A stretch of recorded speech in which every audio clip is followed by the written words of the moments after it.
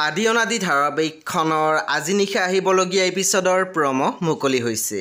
আজিৰ প্ৰমৰ প্ৰথম ভাগত আমি দেখিবলৈ পাইছোঁ আইতাকে ৰদালিক কৈ আছিল আজি আইদেউৰ অসময়ত আগমন যে, তেতিয়া আমি দেখিবলৈ পাইছোঁ ৰদালি আইতাকক কৈছিল উপায় নাই বুজিছা, ইউনিভাৰ্চিটিত ফ্ৰেছাৰ্ছ, তাতে মই গানো গাম, মোক ধুনীয়া কাপোৰ এযোৰ লাগে।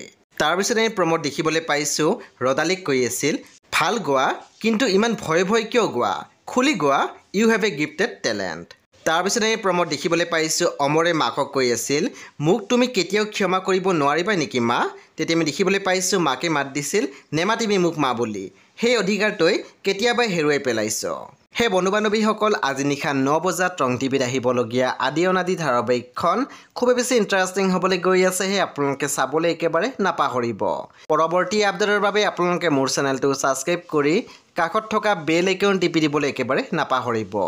আৰু প্লিজ আপোনালোকে মোৰ ভিডিঅ' এটা লাইক কৰি দিব।